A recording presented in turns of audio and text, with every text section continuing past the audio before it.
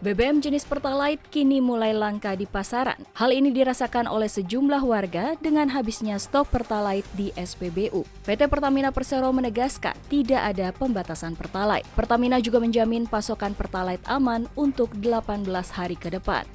Korporat Sekretari PT Pertamina Patraniaga, Irto Ginting menyatakan, Pertamina akan mempercepat penyaluran Pertalite. Staf khusus Menteri BUMN Arya Sinulinga juga mengungkapkan pembatasan pembelian Pertalite dan solar subsidi akan berlangsung mulai bulan September. Menurut Arya, pembatasan tersebut masih menunggu Perpres ditandatangani Presiden. Arya menjelaskan, saat ini Pertamina masih mendata para pengguna yang berhak melalui aplikasi My Pertamina. Pendataan tersebut ditargetkan rampung pada Agustus 2022.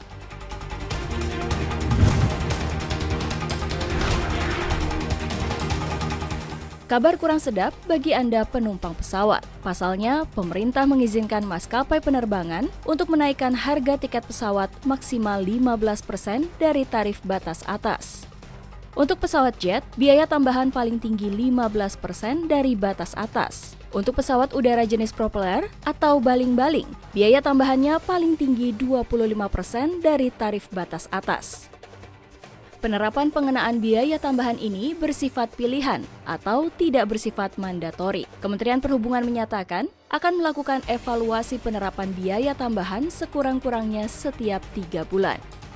PLT Direktur Jenderal Perhubungan Udara, Nur Isnin Istiartono mengatakan, penerapan besaran biaya tambahan merupakan upaya pemerintah untuk mengakomodir kepentingan semua pihak yang bertujuan memberikan perlindungan konsumen dan menjaga keberlangsungan usaha yang sehat.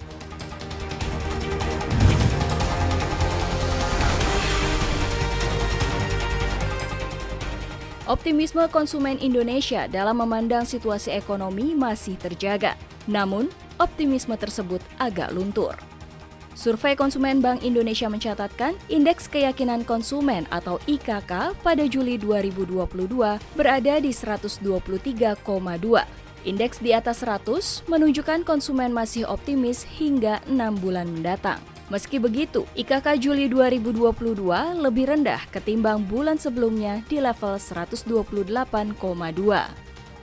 Bank Indonesia menyebutkan, optimisme konsumen pada Juli 2022 yang terjaga ditopang oleh tetap kuatnya ekspektasi terhadap kondisi ekonomi ke depan, terutama ekspektasi terhadap penghasilan. BI juga mencatatkan keyakinan konsumen yang tidak setinggi bulan lalu terpantau pada seluruh kategori pengeluaran, terutama pada responden dengan pengeluaran 4,1 hingga 5 juta rupiah. Berdasarkan usia, tertahannya IKK Juli 2022 terjadi pada sebagian besar kelompok, terutama responden dengan usia 31 hingga 40 tahun.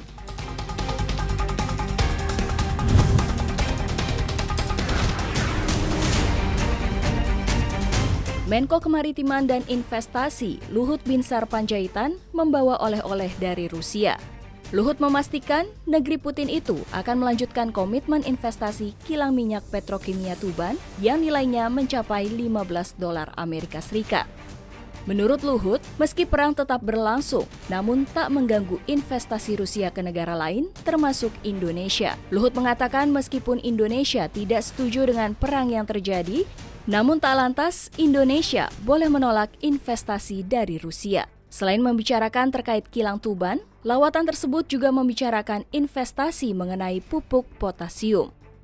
Sebagai proyek strategis, kilang Grassroots Refinery Tuban diproyeksikan akan menjadi salah satu kilang terbesar Indonesia dan menghasilkan produk BBM berkualitas seperti gasoline, diesel, dan aftur hingga 229.000 barel per hari.